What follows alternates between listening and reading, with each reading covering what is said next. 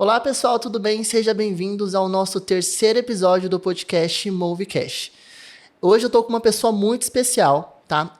Doutora Bruna Kusumoto, formada em mestre em processo civil, professora universitária de processo civil, especialista em direito bancário, direito civil e à frente do escritório Kusumoto Advogados. Seja muito bem-vinda, doutora. Muito obrigada pelo convite, Gabriel. Um prazer estar com você. Gente, hoje vai ser um assunto muito legal que a gente vai tratar juntos. Mas antes de mais nada, muitas pessoas perguntam, né? No Instagram da Bruna, no meu Instagram, quem é a doutora Bruna? As pessoas querem conhecer a história dela. E eu gostaria de entender um pouco mais sobre a sua história no ramo de advocacia, Bruna. Como que iniciou? Você sempre quis seguir essa área? Olha, eu sempre conto essa história e meu pai quer se matar. Quando eu estava para me formar, né, no colégio, eu assisti um filme chamado Legalmente Loira. E esse filme, a mocinha entra lá na Assembleia Legislativa com um Spitz alemão, uma sacolinha toda rosa, falando: eu não quero que faça teste em animais, porque isso é um absurdo e blá, blá, blá. Eu olhei aquilo e falei: gente, é minha cara! Eu vou ser advogada. E foi por isso que eu fui fazer direito. Foi por causa do filme Legalmente Loira. Você vê, gente, como é doido. A vida leva a gente para um caminho bem louco e a Bruna, né, a doutora Bruna, ela foi por um caminho bem divertido. Eu né? sempre fui muito justiceira. Isso daí eu sempre fui. Sempre foi do seu perfil. Muito. Eu me meto em todas as brigas que não são minhas, inclusive na padaria. Se eu ver um cara brigando com o garçom da padaria, que já aconteceu, inclusive, aqui no bairro, eu levanto e vou bater no cara. Não importa que eu sou mulher, não tô nem aí, nem ligo pra isso. Mas eu sempre fui muito assim. Mas acabei entrando em direito. Todo mundo achava que eu ia pra área de educação física, né? Porque eu sempre fui muito do esporte. Sempre atleta. Mas eu preferi ir pro direito e mantive o esporte na vida. Tanto é que o futebol é uma coisa que eu carrego até hoje, né? Hoje a gente tem o time, inclusive, da OAB das advogadas. Também aqui de São Paulo. E eu comecei a advogar. Inicialmente, a minha ideia não era atuar na advocacia, era ser funcionária pública, porque eu tenho um pai que é japonês e ele sempre falava que uma mulher tem que ter estabilidade e tal. E falava que eu teria que fazer um concurso público, não era uma opção. E você, como uma filha obediente, como toda filha de japonês, vai obedecer teu pai. Então, eu comecei a estudar para concurso, eu fui trabalhar no Ministério Público, depois fui para a Procuradoria, e até o ponto que uma empresa do meu pai quase quebrou. Eu falo essa história que é o meu caso de sucesso, eu falo que o meu pai é meu maior caso de sucesso, a empresa do meu pai. Eles quase quebraram, eu nunca esqueço, a gente estava viajando, e nessa viagem meu pai falou assim: aproveitem essas férias como se fosse a última da vida de vocês. Falei: pronto, tá com câncer, né? Vai morrer. Aí eu olhei aquilo, eu falei: cara, o que aconteceu? Aí ele falou: a gente vai falir. A gente tomou um desfalque, a gente vai falir, eu não tenho como pagar os bancos, eu não tenho como pagar empregado, eu não tenho como pagar nada. Olha, foi uma batalha. Nesse inteirinho eu levei um pé na bunda de um namorado também, eu tava na época estudando para MP. Meu Deus. E aí eu meio que não consegui mais prestar atenção em nada, eu falei: cara, eu vou ajudar o meu pai. Como eu trabalhava no Ministério Público, caçando propriedade de prefeito, de delegado, eles sabiam esconder bem o dinheiro e a gente sabia achar. Lógico que eu trouxe isso para a área legal, que é organização patrimonial, né, que é o que a gente faz também bastante nas empresas, para preparar a empresa para começar a dever e aí sim conseguir fazer uma recuperação que a gente fala que é uma recuperação antes da recuperação judicial. Tá? Sim. Hoje eu não posso mais falar em recuperação extrajudicial, porque hoje surgiu o Instituto do Extrajudicial, mas é uma recuperação antes de eu procurar o judiciário para qualquer tipo de homologação de acordo. E aí a gente começou a fazer uma estratégia de negociação, onde meu pai estava devendo, acho que para 13 bancos. E eu acabei fazendo um curso de direito bancário, eu acabei conhecendo muita gente, onde eu consegui aprender como negociar com os bancos e, paralelamente a isso, aplicar isso na empresa do meu pai. Foi onde eu entrei para a área do direito bancário. E eu consegui fazer, por exemplo, acordos com bancos. Vou te dar um exemplo do meu próprio pai, que meu pai devia, 8 milhões. Uau. E eu consegui uma dívida de 300 mil parcelado em 10 vezes. Nossa. Em regra, o banco não parcela quando tem desconto à vista. Sim. Tá? Então, a gente cria um dossiê da empresa demonstrando a tamanha dificuldade que ela está passando, a possibilidade de eles não receberem se eles não derem um desconto e ao mesmo tempo não parcelarem. E a gente consegue. Então, eu consegui isso com o Itaú, com o Santander, com o Banco Fit. Meu, bota banco que a gente nem sabe que existe, eu consegui. E o banco que mais demorou é o Banco Público, né? Caixa Econômica Federal, que é um banco muito difícil da gente conseguir negociar, tanto o Brasil quanto a Caixa Econômica, porque são órgãos públicos. Eles são muito mais engessados, eles precisam de autorização de Brasília, eles precisam de uma série de requisitos. E, querendo ou não, eu estou dando desfalque no órgão público, né? Sim. Em todos, não estou dando desfalque. Então, a dificuldade de conseguir desconto nesses órgãos são mais difíceis. E foi assim que eu comecei a procurar o direito bancário e entrar para a advocacia. Paralelamente a isso, eu também fazia execução como credora. Então, cobrando as outras pessoas que estavam devendo também para o meu pai e para outros clientes. Eu fui trabalhar com um professor meu que me ajudou bastante, professor Rosseto, que eu amo, Carlos Rosseto. Ele foi meu professor da faculdade. Show. E ele me convidou para trabalhar com ele. Ele ajudou muito eu e meu pai. Eu aprendendo a área da advocacia, porque eu sempre trabalhei em órgão público. E ele ajudando meu pai, paralelamente eu também. Então, eu sou muito grata a tudo que ele me ensinou. E aí, depois disso, em um ano trabalhando com o Rosseto, eu comecei a ter clientes. E Clientes seus. Meus. E aí, o meu pai olhou aquilo e falou, poxa, filha, por que você não abre escritório seu? Aí eu falei, cara, eu não vou conseguir. Eu vou contar uma coisa pra você que eu acho que quase ninguém sabe. Eu sou muito medrosa.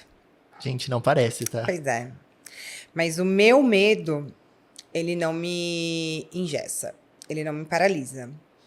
Eu sempre falo pra todo mundo que o medo e a coragem são almas gêmeas.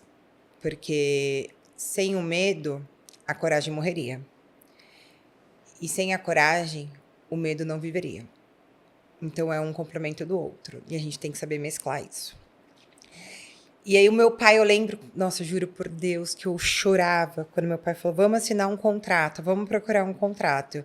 E assim, a gente não tinha dinheiro, né? Aí a gente assinou esse contrato, eu falei, vou passar fome. Meu maior medo na vida é passar fome, Gabriel. E eu falei, cara do céu, não aguento. Eu chorava que parecia que o meu pai tinha morrido. Parecia que eu tinha cortado o cordão umbilical e eu falei, nossa, ferrou. Triste. Eu vou passar fome, eu não vou conseguir, eu não tenho capacidade, eu não sei. Porque quando você é nova, você pensa tudo isso, Sim. né? Você tinha quantos anos? Ai, eu acho que eu tinha 23, eu acho. Nossa, era novinha. Eu me formei com 20 e o escritório, depois de 6 meses, já estava se pagando. Graças a Deus. Show. Então, foi assim que eu comecei a minha carreira na área da advocacia. Eu aprendi muito com a advocacia, principalmente para eu poder assimilar que eu sou uma empresária além de advogada. Porque quando você se torna advogada, você tem que fazer organização da sua empresa, organização de processos, documentação de clientes, você tem que gerar nota fiscal, você tem que ver boletos, você tem que ter funcionário, você tem que pagar aluguel, você tem que abrir conta, você tem que negociar anuidade bancária. Ou seja, você faz o administrativo, o financeiro, o comercial, Sim. tudo da sua empresa. E você não aprende isso na faculdade, né? Você não aprende isso na faculdade. Então, eu tive que aprender sozinha por muito tempo. E aí, depois disso, eu entrei no BNI, que é um grupo de empresários que eu faço parte. Esse grupo de empresário, no primeiro ano, eu demorei 9 meses para conseguir minha primeira referência. Nossa. O que é isso? A gente troca a referência, um indica o outro. Sim. Eu tô precisando de pessoas que caíram em golpe bancário, por exemplo. Aí tem alguém que conhece, minha avó caiu, doutora, eu vou te indicar. Aí eu vou lá, converso com a vozinha dele, entro com uma ação, isso é uma referência. Show. E eu agradeço, obrigado por negócio fechado. Ok. Só que eu demorei 9 meses. E aí eu fui entender o porquê que eu demorei 9 meses. Eu tinha uma cara de menina, não que eu não tenha, né? Que o formal tá em dia. Mas... Tá ótima. Eu tinha uma cara de menina e uma postura de moleca. Que isso não gerava credibilidade nas pessoas. E é normal, porque você tem uma imagem que o advogado é uma pessoa extremamente séria. Uma pessoa brava, fria, caricato, né? É caricato. É assim... E eu sou a totalmente avessa disso, né? Eu sou a advogada alegre, que ri alto, que fala alto, que abraça, que brinca e tudo mais. E foi muito difícil eu conseguir entender que eu não precisava mudar quem eu sou, mas que havia momentos que eu não poderia ser tão Bruna, né? E então eu falo que o Beni me trouxe muito no primeiro ano um aprendizado pessoal e de postura profissional. Depois disso, minha carreira deslanchou, veio muito por indicação, porque a gente não pode fazer propaganda, Sim, né? o marketing direto. Mas eu nunca parei de estudar, então desde que eu saí da faculdade, eu continuei estudando e fiz um monte de pós-graduação, que eu acho que eu nunca vou parar de fazer. Por mais que você fala, acabei, já sei tudo. Não, o direito ele se renova a todo momento tem uma área nova, que nem agora tem área de compliance, que é uma coisa que está super em alta no direito, LGPD. Então, você tem que fazer curso, né? Então, eu passei a estudar bastante, fazer pós atrás de pós, fazer o mestrado. E aí, virei professora. Show. Eu recebi um convite, eu nunca esqueço disso, em 2019, da professora Teresa Rudalvin, que eu chamo ela carinhosamente de Didi, né? E ela é um ícone do direito, maravilhosa. Nossa, é assim, uma pessoa que você olha e fala, eu quero ser igual a ela, sabe? Ela me chamou para dar aula na pós-graduação e aí eu comecei. E aí veio outros convites de outras faculdades, de cursos, por exemplo, de direito bancário, que eu fui dar aula também em alguns outros lugares. E assim vai, né? E assim começou a minha carreira. E desde então eu tô nessa. Aí começou o pessoal da televisão também, que é uma coisa que é bem legal para quem tá começando na advocacia. Sim. A televisão, ao meu ver, para mim não me traz clientes, mas me traz reputação, Que traz visibilidade, né? né? E as pessoas ficam felizes de olhar, olha, minha advogada tá na televisão. As pessoas ficam, mandam mensagem e tal. É gostoso isso, né? Faz bem pro ego também. E é bom porque eu tenho um propósito na vida que é passar informação. Sim. Eu acho que quando você se torna advogada e você só pensa em ganhar dinheiro, você esquece do motivo pelo qual você fez direito. E eu fiz direito achando que eu ia revolucionar o mundo. Acho que a maior parte dos estudantes pensam isso. E aí, acho que no meio da sua carreira, eu já tô com 11, 12 anos de formato, sei lá. Você para e pensa assim, cara, eu não vou mudar nada. Aí você começa a querer desistir do direito. Acho que isso é uma crise que tem, sabe, na carreira. Só que eu vejo que eu consigo mudar as pessoas que estão ao meu redor. Sim. Então, eu não vou conseguir mudar o mundo, mas eu consigo passar informação para as pessoas que me seguem no Instagram, que me chamam para uma televisão, que vê meu canal do YouTube, meus clientes. Eu vivo passando informação. Então, é uma forma de eu poder dar para o mundo um pouco de conhecimento e diminuir o tanto de golpe que cai, o tanto de injustiça, que as pessoas não sabem nada sobre direito do consumidor. Enfim, regime de bens, casamento, que são coisas que é do dia a dia, são simples, mas a gente não tem conhecimento disso no colégio, muito menos na faculdade, né? Só quem fez direito vai ter esse conhecimento. E assim foi, a minha carreira começou assim. Show. Pegando 3 pontos da sua carreira que eu acho importante. Uma coisa que você mencionou na hora que você estava falando é sobre a transição do profissional para o empresário. Eu sei que muitas pessoas, nutricionistas, médicos, advogados, se formam, têm uma profissão, mas quando eles pensam em começar a empreender, eles ficam muito presos ao especialista e tem essa dificuldade de migrar para eu sou dono de uma empresa, o meu escritório é uma empresa, eu sou um empresário. Que dica você pode trazer para advogados que querem fazer essa transição para ter um escritório, que você já viveu muito, passou por isso, validou, deu certo, o que você pode trazer para eles? Olha, existem 2 tipos de perfil de pessoas que querem se tornar autônomas, né? Existe aquela pessoa que tem uma insegurança e não tem condições de ter um pai ou uma mãe ou um marido que te ajude no início, que você precisa ter o dinheiro para pagar a conta. Essa pessoa, em regra, eu sempre falo, continua trabalhando onde você está e vai fazendo a sua profissão em paralelo, sabe? Vai dando cartão, vai adquirindo clientes, vai fazendo autopropaganda, né? Fazendo, vamos fazer um Instagram, que hoje o que pega é Instagram, TikTok, Sim. essas coisas. Não tô falando em dancinha, tá, gente? Mas de passar informação mesmo. Essa é uma possibilidade, porque tem esse medo, eu sei. Sim. Quando eu larguei o meu professor para abrir o meu escritório, lógico que o meu professor também sempre foi um cara que eu podia perguntar, e eu pergunto até hoje, tá? É um cara que eu ligo e falo, professor, pelo amor de Deus, ele me atende. E hoje é uma troca também, isso é legal.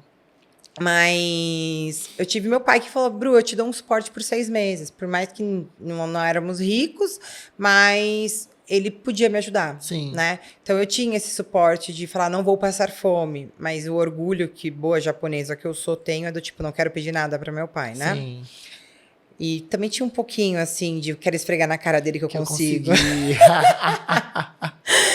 Porque o cômico da vida é que eu lembro, gente, agora é fofoca, tá? Que o meu pai, quando eu decidi fazer direito, ele falou assim, ele me obrigou a fazer medicina, né?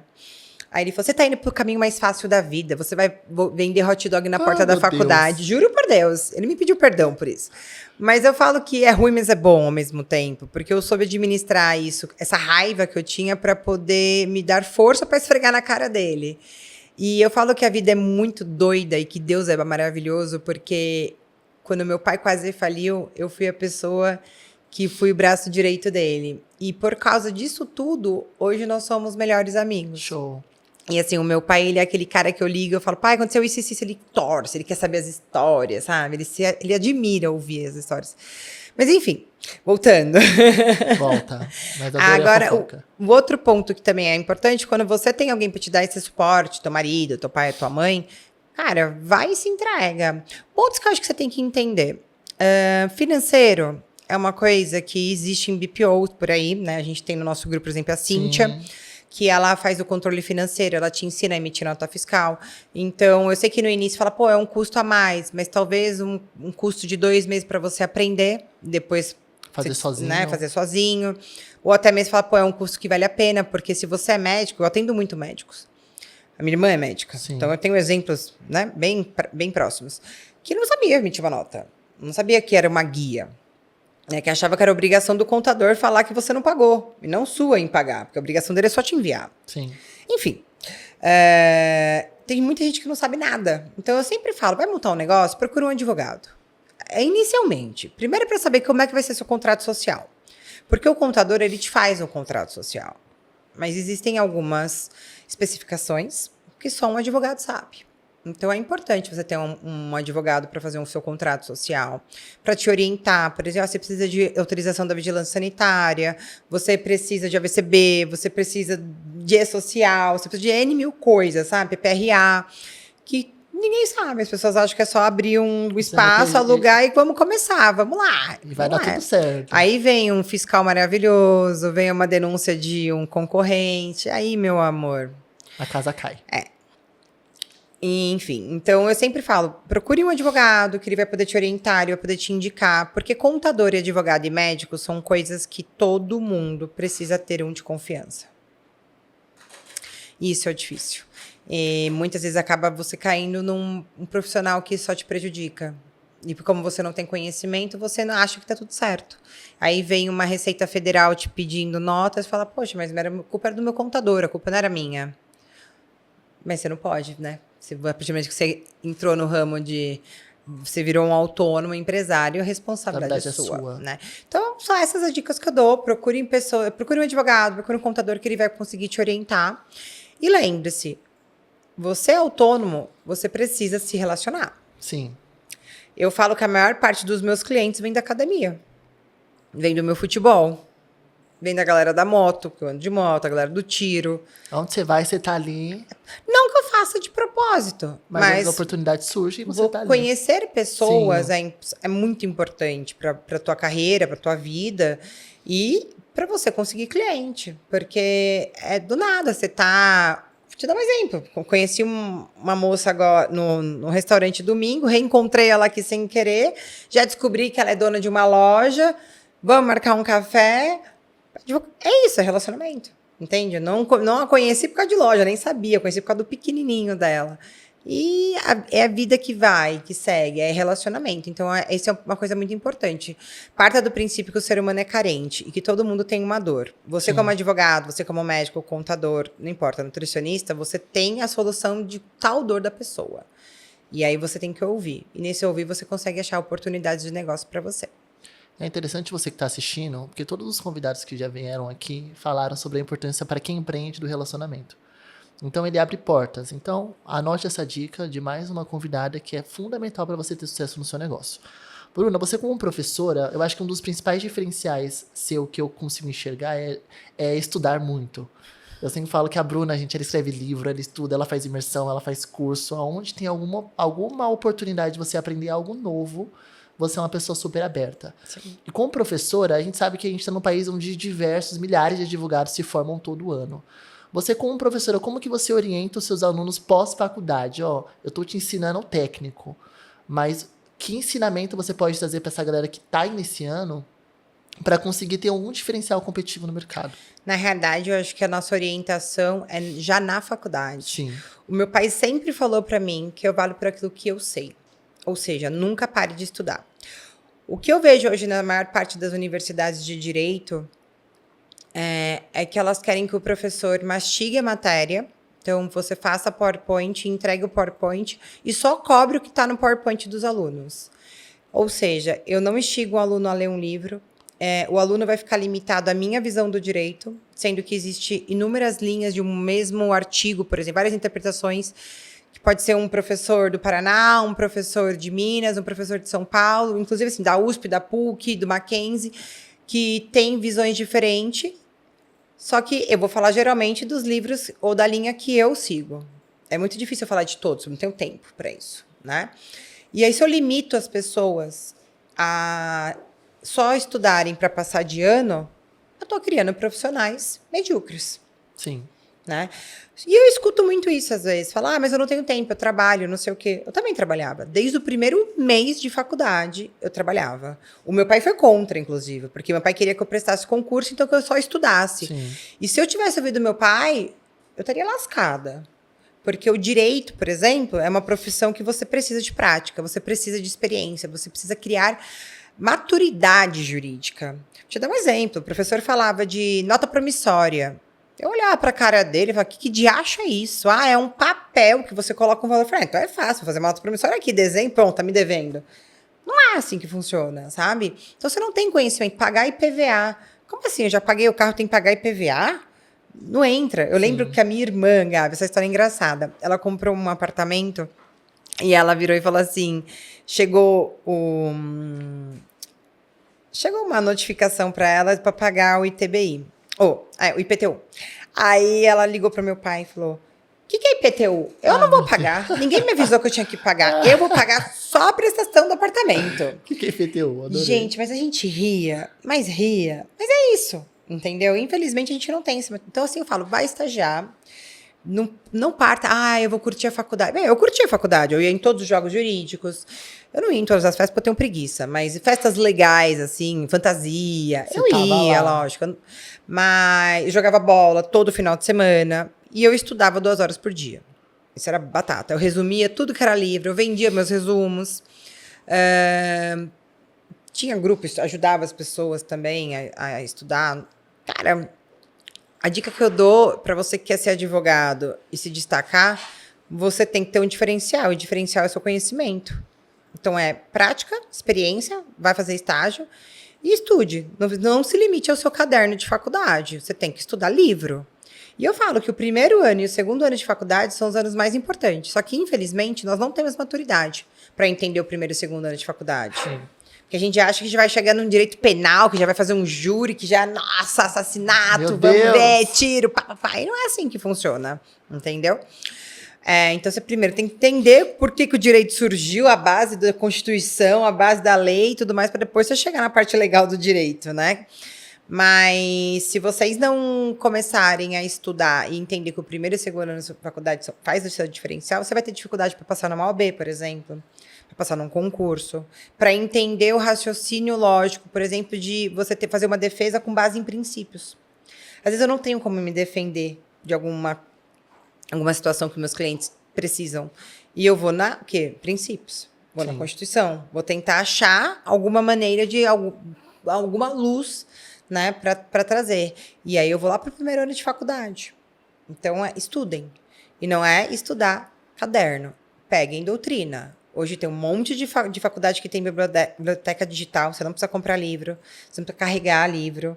Leiam. É isso. O segredo é ler. Cara, é ler. E assim, não pode parar. Porque o direito muda todo santo dia.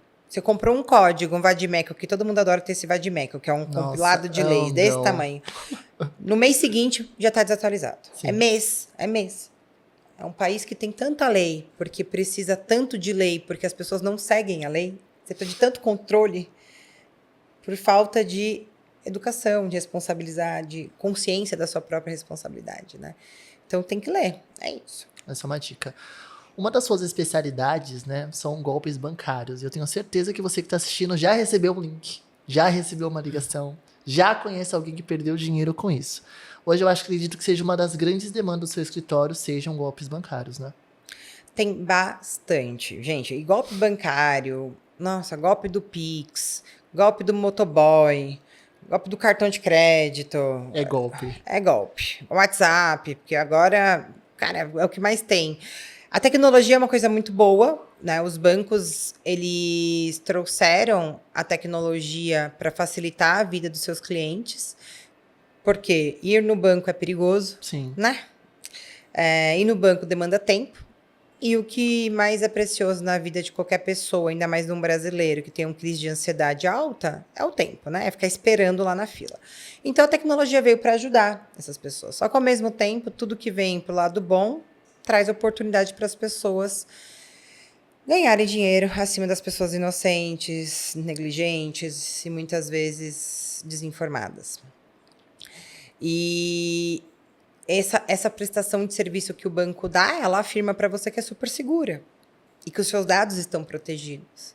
Então, quando você vai no banco, você entrega a cópia do seu RG, do seu CPF, você assina um contrato onde você mora, comprovante de residência, e o banco tem todos os seus dados. O banco sabe o número da sua conta. Sim. Você está seguro. Aí ele fala, entre no aplicativo, baixe lá o aplicativo no teu celular ou no seu computador, por causa da segurança, não fique entrando pelo site, você tem lá o tal de guardião, sei lá o quê, cada um tem o nome, security, lá. Legal. Só que aí você acaba caindo em golpe. Por quê? Porque o hacker, a pessoa do mal, ela sempre vai achar uma oportunidade de te enganar. Ao ponto, eu vou te dar um exemplo de um golpe que inclusive eu até falei na Record. Sim. A senhorinha recebeu uma ligação com o logo do banco, com o número do banco. E o cara falou, olha, a senhora é fulana de tal, CPF tal, confirma o último dígito do CPF, confirma a data o ano de nascimento. E foi falando. Então, isso aqui é do banco, a gente é da equipe de segurança, a sua conta está tentando ser invadida, eu vou precisar que a senhora baixe um aplicativo, a gente não vai sair da linha, em nenhum momento você me passa a senha, nenhum momento. E a pessoa vai confiando, né? Não, na hora que a pessoa... E assim, era reiteradamente falava essa frase, não me passe a senha. O que o cara baixou? Uma pessoa de 77 anos. O TeamViewer.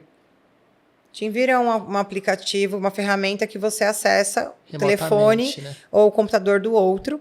E aí ele falava, agora você digita sua senha no seu computador. Na cabeça dela não estava acontecendo nada. Ela estava seguindo a etapa de segurança do banco.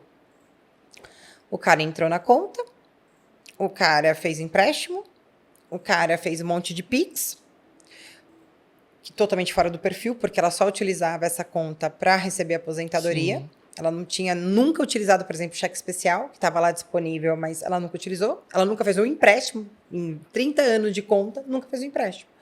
E o banco não percebeu que isso saía do perfil dela. Uma atividade comum, né? Porque, em tese, ela digitou a conta, a senha, né? E recebeu um golpe aí de 50 pau. Meu Deus. Conta. Imagina uma senhora de 77 anos em prantos, desesperada, porque ela falou, mas era o banco, doutor, era o banco me ligou, tá aqui, ó, o número do banco.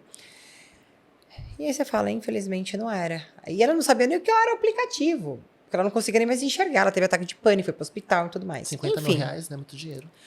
Aí ligamos no banco, informamos, tal. O banco conseguiu reverter do Pix que foi feito, acho que 12 mil reais, já reconhecendo nesse momento a culpa, né? Porque a responsabilidade de quem faz 30 Pix ao mesmo tempo, não dá. Né? Se não é um perfil, não tem como. Se não é de uma empresa que você tem que pagar um monte de gente, sim, você começa a falar, opa, tem algo errado. E devolveu 12, o resto não conseguiu, falou que não ia cancelar o empréstimo. Tudo mais, a gente teve que entrar com ação contra o banco Porque a responsabilidade que o banco tem, gente, é de prestar um serviço seguro. Sim. E a partir do momento que a pessoa que ligou tem os seus dados, sabe o número da sua conta, o seu CPF. Desculpa. Eu, como consumidor, não tenho como saber que você não é do banco.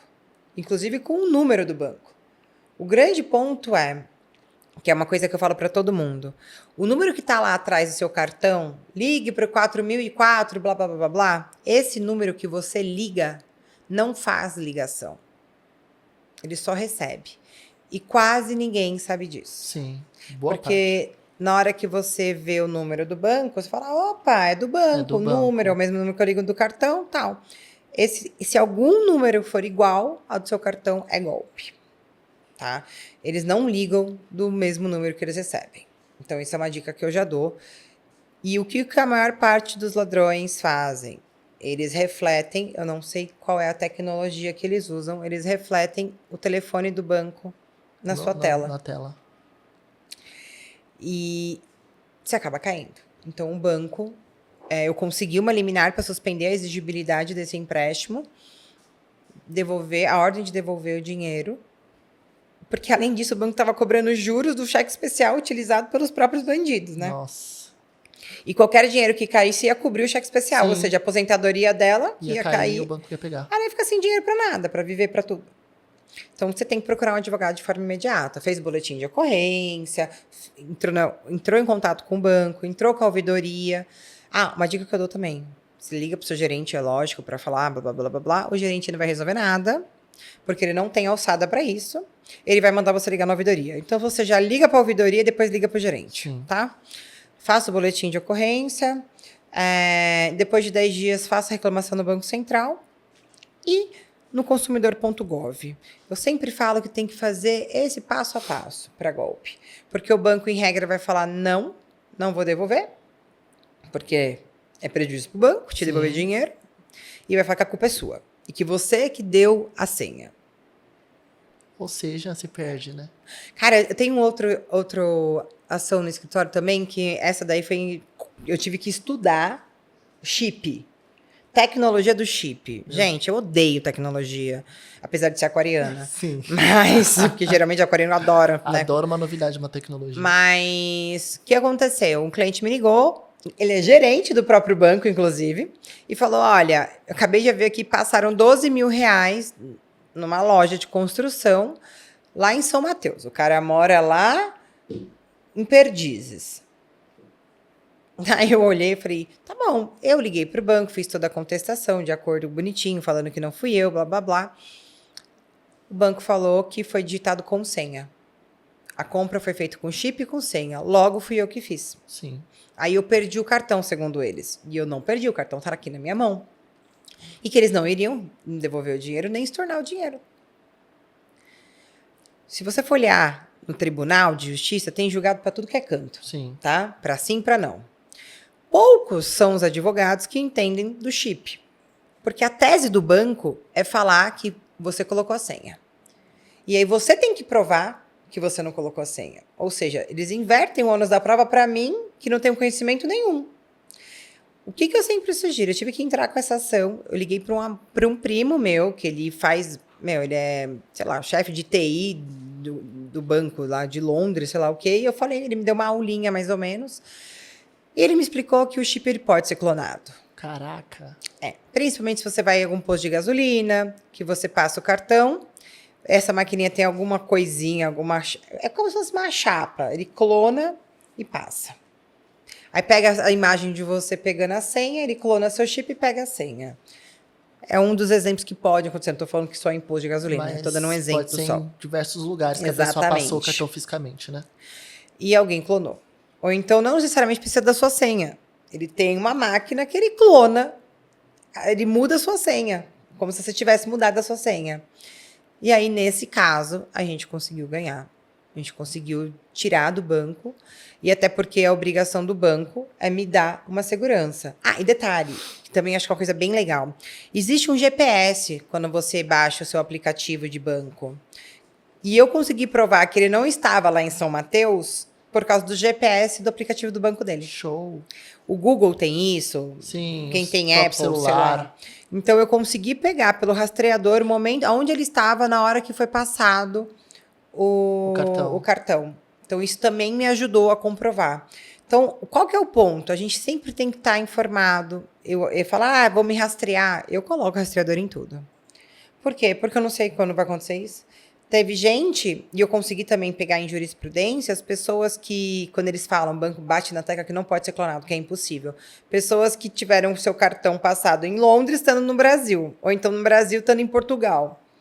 Aí você fala, se não é impossível, como é que passou? E a mesma desculpa nas defesas, mas passou com senha.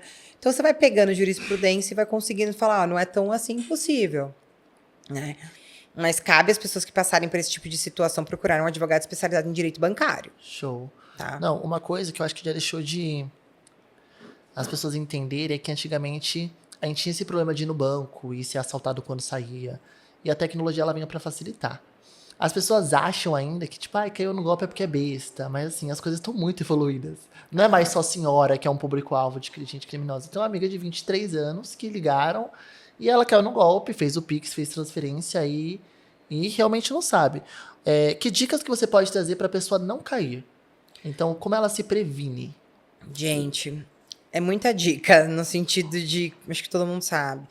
Mas eu sou desconfiada de tudo. Primeiro, se meu gerente me liga, porque já teve um caso desse também no escritório, o gerente ligar para você, fingir que é seu gerente, sabe o nome da sua gerente e fazer um procedimento com você, tá? Olha isso. Mas se meu gerente me liga, eu desligo o telefone e ligo de outro número, eu não ligo do meu aparelho. Tá? Porque às vezes ele clona o seu aparelho e aí direciona a ligação para o próprio número. Isso também já aconteceu, tem um caso desse também. Então, se algum gerente me liga para falar, olha, aconteceu isso com a sua conta e tal, eu vou falar, tá bom, legal, daqui a pouco eu te ligo. E aí eu pego um outro telefone e ligo pro gerente, tá? Ou formalizo por e-mail. Eu sou chata a esse ponto.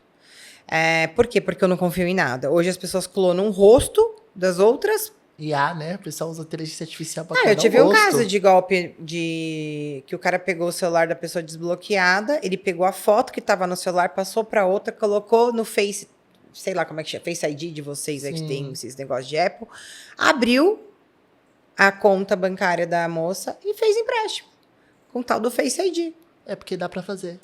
Aí eu te falo, que segurança você tem, né? Então, até nisso eu tenho medo. Esse negócio de Face ID, não sei o quê, blá, blá, blá. Eu sou uma pessoa que não clica em link nenhum também. Me mandou link, qualquer link. Então, não mando. Eu recebi uma agora também. seu cartão foi tentado passar em tal. O que eu fiz? Eu não clico, eu vou direto lá no meu aplicativo do banco, eu entro, vejo lá, cartão de crédito, conta, foi feita. Aí eu vou lá e falo, não, recuso, não reconheço. Eu não clico em nada que me mandam, absolutamente nada. E toda vez que eu vou fazer qualquer coisa que a pessoa fala, você vai receber um link, eu falo, não consigo receber SMS. Eu tento evitar isso ao máximo. Tá? Então, as dicas que eu dou, toda vez que alguém te ligar de algum banco ou pelo número do banco que é igual ao do seu cartão, já sabe que é golpe. Não digite a sua senha nunca. Nunca passe seus dados. Eu sempre falo ao contrário. Quando a pessoa fala para mim meus dados, eu falo, você que me fale meus dados. Se você tá me ligando, você tem obrigação de saber. Você tem que saber. Entendeu? Eu posso falar o primeiro, você termina, então. Os 3 últimos. Então, eu dou uma investigada nisso, eu acabo sendo até grosseira, mas... eu não sei quem é do outro lado, infelizmente, né? Outra coisa que eu falo, não clique em link, não receba ligação, e-mails. Tome cuidado com e-mails, principalmente boleto falso, é o que mais tem é boleto falso. Verifique quem é o remetente. Eu recebi um desses dias do registro.br. Seu registro tal. Só que aí tá lá, registro.br, o arroba, blá, blá, blá. Não tem nada a ver. Aí eu olho o e-mail, tava com boleto, com os meus dados da minha empresa, tudo mais. Cara, é golpe, tome cuidado. Então, vocês têm que olhar primeiro o que vocês estão fazendo. Não faça nada no automático. Não utilizem nenhum tipo de aplicativo bancário no automático. Show. Uma das coisas que as pessoas têm muita dúvida é qual é a responsabilidade do banco nesse processo. Pelo que você veio falando, né? Nem sempre é só chegar pro banco e falar, olha, me ligaram, você tem que provar, tem que trazer um monte de coisa. Porque senão é muito fácil, né? Olha só, tem um monte de devedores de bancos, né? No Brasil, ainda mais depois de pandemia. Você imagina só eu falar, não fui eu que fiz o empréstimo. Mas eu usei o dinheiro e não fui eu que fiz o empréstimo. Sim. Não, né? Tem que ter um mínimo tem um contexto, tem que comprovar. A responsabilidade do banco é objetiva. O que que é isso? Ele assume o risco da sua atividade, Sim. tá? Porém, não é porque é objetiva que é absoluta, né? Então, por exemplo, esse caso que eu falei do cartão de crédito que foi passado com senha. Poxa, em tese, é muito difícil você clonar o cartão de crédito, o chip e ter a senha. Mas não é impossível. Então, existem casos? Existe. Então, você tem que comprovar, você tem que trazer evidências que falam, não fui eu, cara. Entendeu? Tipo, então eu trouxe isso. Porque senão é muito fácil você alegar. E assim, se você der a sua senha, ou se você tiver com a sua senha grudada no seu cartão de crédito, que muitas senhoras deixam senha grudadas no cartão de crédito, ou senhas gravadas no celular, você não tem o que fazer, o banco não tem responsabilidade. Quando você assina o contrato bancário, você assina o termo de sigilo e pessoalidade, que é intransferível a sua senha. Você não pode falar nem pro teu filho a sua senha. E as pessoas não leem essa cláusula. E tá lá. Então, são detalhezinhos que você precisa se ater. Senão você perde o dinheiro, o banco não vai ser responsável e não vai te devolver. E o banco sempre vai falar que a culpa não é dele. É bem difícil. Tá? Outra coisa, cartão de crédito. Vai fazer compra online, usem o cartão virtual. Usem o cartão virtual, aquele de 24 horas, 48 horas, temporário. Não fique permanente. Por quê? Porque você não sabe quem vai entrar, vai ter acesso na sua conta. E tudo que puder fazer em 2 etapas, faça segurança em 2 etapas. Porque hoje tem um golpe do banco, mas também tem o golpe do clonagem, que ele entra no seu celular, tira sua nuvem, tira seu acesso ao seu Instagram, ao seu WhatsApp e pede resgate. Tem sequestro de dados, né? E aí você fica na mão, à mercê do cara. Então, faça tudo em 2 etapas. É a melhor coisa que você tem para fazer. Tem autenticador agora de senhas, tem um monte de coisa. Eu, no meu celular, eu uso 3 coisas. Eu uso um aplicativo que é de bloqueio, eu não deixo senha gravada, e detalhe, uma coisa que eu sempre falo para todo mundo, nenhum e-mail de recuperação fica dentro do teu celular. Faça um e-mail, recuperação, @ sei lá o quê, que não vai estar gravado no teu celular. Porque se você perder seu celular, ou roubarem o teu celular, você vai entrar lá no Google e vai falar, puta, perdi o celular, não lembra a senha. Vai mandar pro e-mail de recuperação, não vai mandar pro e-mail que está cadastrado no teu celular. Porque se tiver cadastrado, o cara entra, muda a sua senha, e você está na mão do bandido. Infelizmente, a gente tem que tentar pensar em não facilitar. Não tem segredo, mas é isso, né? Show. Gente, a Bruna, eu falo que ela é apocalíptica nas redes sociais dela, né? É um acontecimento, né? A galera manda várias perguntas, às vezes muito inusitadas, e ela sempre responde.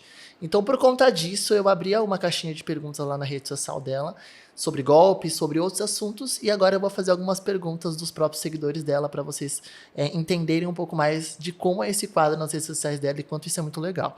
Então, eu separei 8 perguntinhas de seguidores para você conseguir responder, tá? Vamos lá. Primeira pergunta. Minha avó caiu em um golpe bancário, né, por ligação, perdeu toda a aposentadoria do mês. O banco tem que devolver? Depende. Depende do tipo de golpe, depende se ela deu a senha ou não. A maior parte das senhorinhas perdem o golpe do motoboy, que o cara vai lá, fala que é do banco, que ela tem que dar a senha e o cartão, e elas dão para o motoboy. Então, tomem cuidado, o banco nem sempre tem que devolver, ela tem que falar como foi esse golpe e se ela não deu a senha.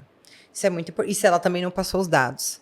Tomem cuidado, gente. Se ela passa os dados da senha, já era. Não tem como, porque a obrigação dela, ainda que ela seja idosa, é não passar a senha. Então, tomem cuidado. Orienta a mãe, orienta a avó, cuida. E eu sempre falo, gente, tá com dúvida? Liga. Sim. Não usa o WhatsApp. Liga. As pessoas estão caindo cada vez mais em golpe, Gabriel, porque as pessoas não ligam. Não ligam. As pessoas, mãe, passa um dinheiro. Você vai lá e manda. Às vezes é por falta de atenção. Porque tá fazendo outra coisa. E vai. Então, cara, liga, usa o telefone. Eu tenho uma senha com as pessoas. Alguém fala que tá sequestrado, qual é a senha? Cria uma senha pra tua família. Porque se ela não souber a senha, não é ela. Se ela pediu dinheiro, qual é a senha? Entende? Cria uma senha entre a família. Isso ajuda. Vamos lá, segunda pergunta. Me ligaram do suposto banco com todos os meus dados. Não fiz nada orientado por eles e desliguei a ligação. Posso recorrer de que forma com o banco? Processo banco, mudança dos meus dados? Como que ela pode recorrer? mudar seus dados não tem como, né? Você pode processar o banco, notificar o banco por vazamento de dados. Né? Hoje a gente tem uma lei que é a LGPD, que é a Lei de Proteção de Dados, ao qual todo consumidor, qualquer consumidor e fornecedor que tem esse cruzamento de dados entre as partes, né? O consumidor passa seus dados para conseguir abrir uma conta, a obrigação do banco é ter o sigilo, a confidencialidade e a proteção desses dados para não serem vazados. Se isso for vazado, a responsabilidade é do banco, o banco deve te pagar danos materiais, morais, depende Sim. do qual foi o seu dano, né? Nesse caso, vazamento de dados, se conseguir comprovar, porque o ruim é assim, o cara te liga e fala, como que você prova? Que o cara ligou e falou. Também tem isso. O difícil é que no direito a gente trabalha com provas. Quando só uma pessoa ouviu e eu não tenho outra pessoa para falar isso, Pra comprovar, sim. gera um risco grande de entrar com processo, tá? Mas é isso, eu notificaria o banco, falar, teve vazamento de dados, nem que você não entre com processo, mas eu vou falar, eu tô te notificando, teve vazamento de dados, recebi uma ligação, quero que vocês verifiquem se houve vazamento, quero falar com o DPO da empresa, que é o responsável pela questão de vazamento de dados, que toda empresa tem que ter, Sim. tá? E que a maior parte das empresas não estão nem aí para isso ainda, porque não começaram a receber multa, mas na hora que começarem a receber, vocês vão ver a galera desesperada para contratar gente de implementação de LGPD. Vamos lá. Próxima pergunta. Isso aqui eu conheço até pessoas que já caíam. Caí em um golpe por me dizerem que era do banco, que a minha conta estava sendo invadida. Fiz o Pix conforme orientado e perdi o dinheiro. Como foi eu que fiz o Pix, doutora? Eu posso recorrer com o banco? Cara, recorrer. Quando a pergunta pode, a resposta sempre pode, tá? Eu sempre falo isso. A pergunta pode, a resposta é pode. O fato é, você vai ter que comprovar se houve, por exemplo, algum ato do criminoso que te induziu a achar que era do banco mesmo, te dando dados seus mesmo e tudo mais. Mas você concorda comigo que é um pouco difícil você conseguir que o banco te ressarça a partir do momento que você digitou a sua senha? É a mesma coisa quando você faz um Pix para a pessoa errada. Cara, a culpa é do banco? Não. Entende? Então, assim, toda vez que você vai fazer um Pix, eu sempre pergunto qual que é o Pix e qual que é o nome da conta. Por quê? Porque eu tenho que verificar, é obrigação minha. Eu não posso também só terceirizar a responsabilidade, entendeu? Porque senão fica muito fácil. Aí o banco fale. E o banco, infelizmente, eu sei que todo mundo odeia banco, mas o banco é uma instituição essencial para qualquer país, tá? Independente do ódio que a gente tem deles ganharem muito dinheiro acima do nosso trabalho suado. Mas é necessário. E não tem como. Você tem que prestar atenção no que você está fazendo. Então, assim, a pessoa te liga e fala para você fazer um Pix para uma pessoa X, cara, não é o meu nome, não é o banco. Para que um banco vai te ligar para fazer transferência para outro? Que não é sua conta. Quem garante que o banco vai te devolver? Não tem nexo. Não tem nexo nenhum isso. Então, não caia nesses tipos. Isso daí é um pouco falta de conhecimento. Sim. Né? Então, é bem difícil o cara conseguir recuperar. Mas a pergunta é pode, a resposta é pode. Pode. Se você vai conseguir, é outra história. Vamos lá, algumas outras perguntas aqui. Comprei um AP e imobilei tudo planejado com o meu ex. Os móveis planejados, comprou o AP. Ainda não casamos e estou me separando. Não deu certo. Como eu posso recorrer judicialmente? Independente de você casar ou não com ele, se você vivia em união estável ou se você comprovou que você teve gasto em conjunto para um objetivo ao qual seria a constituição de uma família, você tem direito à metade do que você gastou. Na metade do patrimônio. Então, tô construindo e tudo mais, a gente juntou, não deu certo. Metade para cada um. União estável é comunhão parcial de bens. Casou, em regra, é comunhão parcial de bens. Não tem essa. Show. A lei é clara, gente. Tem uma galera que me liga, às vezes fala, doutora, porque ela nunca trabalhou, porque ele não sei o quê. Cara, casou, dançou. Já Se tá você dividido. não consultou um advogado antes de casar, porque ninguém consulta o advogado antes de casar. Todo mundo acha que amor, lindo, Pra só sempre, love, forever. história encantada da Disney. Aí vem desgraça depois. Doutora! Não é doutora, tem que me procurar antes. Por quê? Se você tem empresa, às vezes o melhor regime não é comunhão parcial de bens.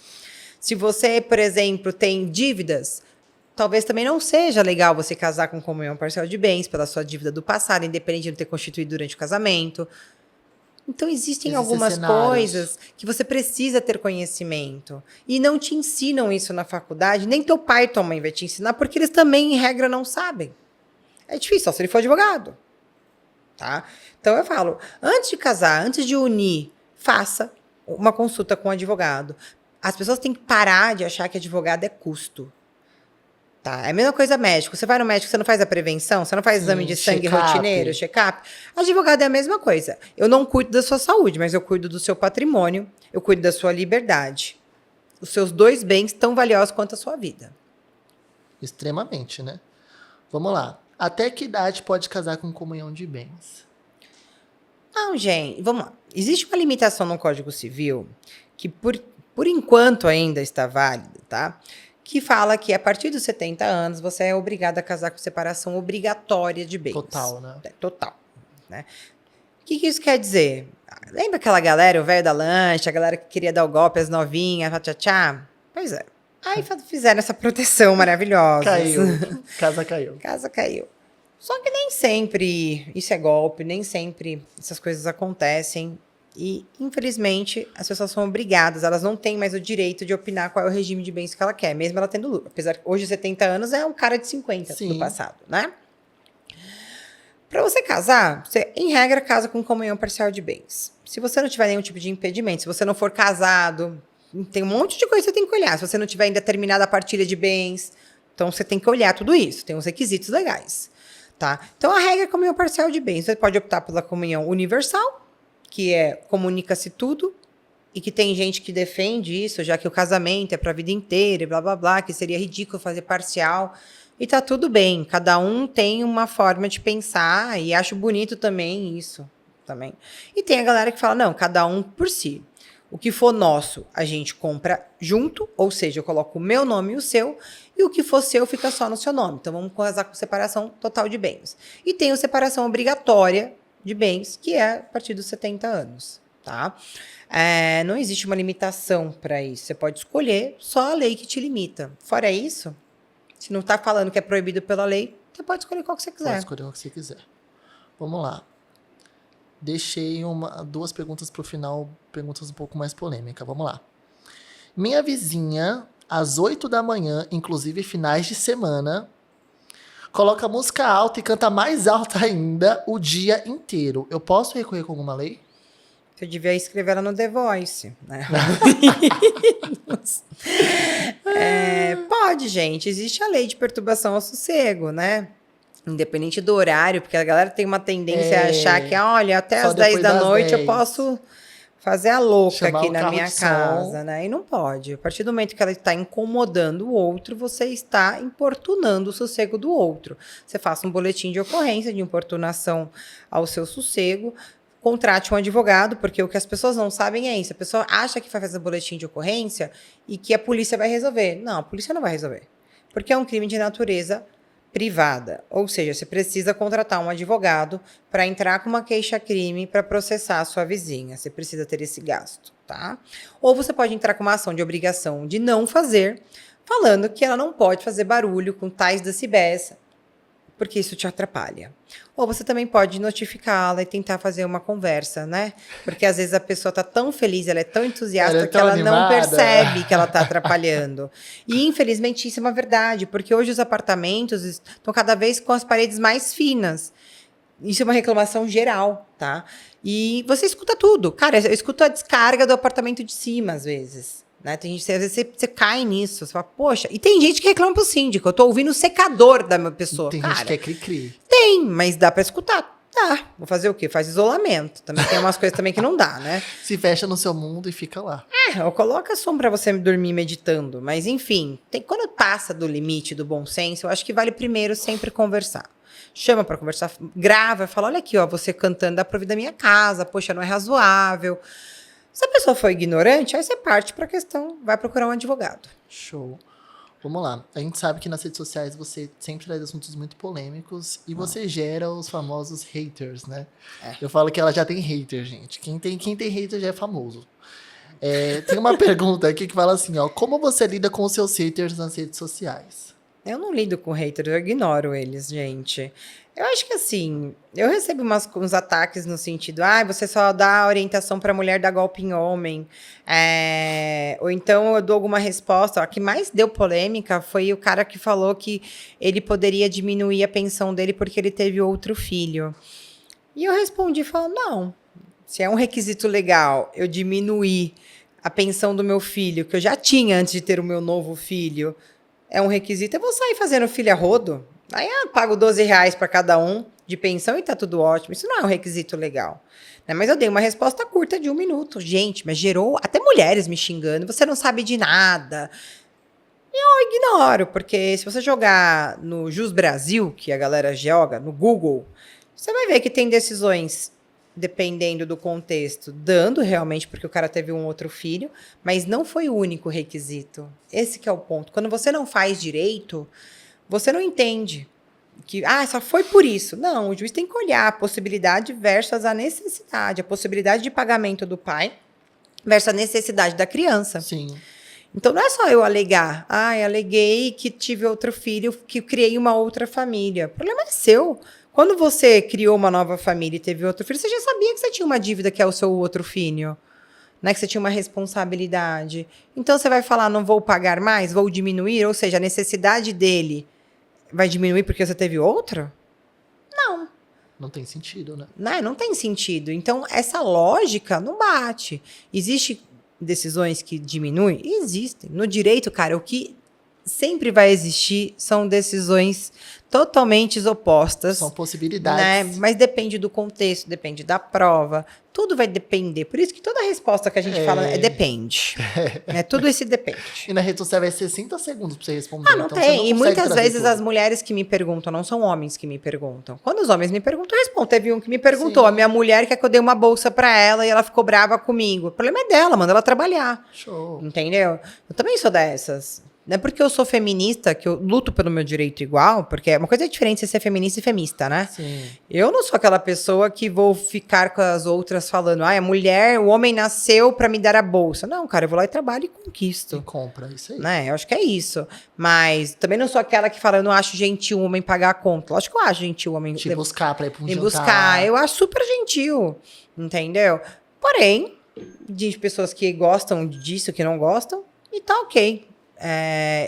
Os haters pra mim que ficam falando que eu sou militância feminina e tudo mais. Que estudou, feminista. Problema de quem acha isso. É só não seguir. Eu sempre falo isso, cara. Porque eu tô ali pra dar informação, entendeu? E se te agrada ou não agrada, se você teve um caso diferente da resposta que eu dei, depende do contexto, depende do que você provou e do que você não provou. E tudo isso vai depender do processo. Cada processo é uma causa. Não existe processo igual ao outro. Pode ser o mesmo direito, mas se os fatos e as provas estiverem diferentes, a gente pode ter decisões diferentes. Show. Pra gente encerrar esse episódio do podcast, eu vou te fazer algumas perguntas e eu peço que você responda com a primeira palavra que vier na sua cabeça, Nossa. tá? Então seja criativa, Nossa tá, senhora. doutora? Vai. Bora lá. Um sonho. Conhecer todos os países. Meu Deus. Um medo. Passar fome. Uma conquista. Constituir minha família. Uma superação. Superar o meu medo de não conseguir. Uma curiosidade. Eu já fui modelo da Ferrari. Gente. E da Suzuki. Eu já tive esse lado modelo. Uma palavra que resume a doutora Bruna Kusumoto. Quem tem medo de perder já está vencido. Forte. Bruna, primeiramente, doutora, eu queria te agradecer por você ter participado desse episódio, ter cedido o seu tempo para falar de um assunto que a galera tanto pergunta e tá tanto em alta, né? E pra gente encerrar esse episódio, eu gostaria que você deixasse uma mensagem para esses empreendedores, líderes, profissionais que estão nos assistindo, uma mensagem de vida que você tem para deixar pra galera. Eu acredito que nada na vida acontece sem que você tenha plantado. Então, meu pai sempre falou uma coisa para mim: você está plantando hoje para colher amanhã. O grande ponto é que a gente acha que o amanhã é no dia seguinte, mas é no momento de Deus. É no momento do seu merecimento e da sua maturidade para lidar com tais situações. Eu estudei por 10 anos e eu demorei 10 anos para começar a entender que eu estava tendo sucesso profissional. E eu achava que tudo era em vão, mas não. Eu entendi depois de 10 anos que valeu muito a pena eu ter estudado, não ter ido para balada, ter deixado namoros porque eu tinha que estudar para focar na minha vida profissional. Então, eu acredito que quando você quer, você tem que ser determinado. Independente se você tá com medo, vai com medo mesmo. Porque o que vai te limitar é só você. Não existe impossível pro ser humano. Não existe. Show! Gente, acompanhe a doutora Bruna Kusumoto nas redes sociais dela. Eu vou deixar o link das redes sociais dela aqui na descrição do podcast. Agradeço vocês por terem assistido todo esse podcast. Acompanhem lá as perguntas, mandem perguntas para a doutora. Acompanhem os próximos episódios que nós vamos trazer excelentes profissionais que vão falar de assuntos totalmente diferentes para complementar a sua vida como empreendedor, como profissional. Sei que vai somar muito. Fim do podcast. Até o próximo episódio. Tchau. Tchau, tchau.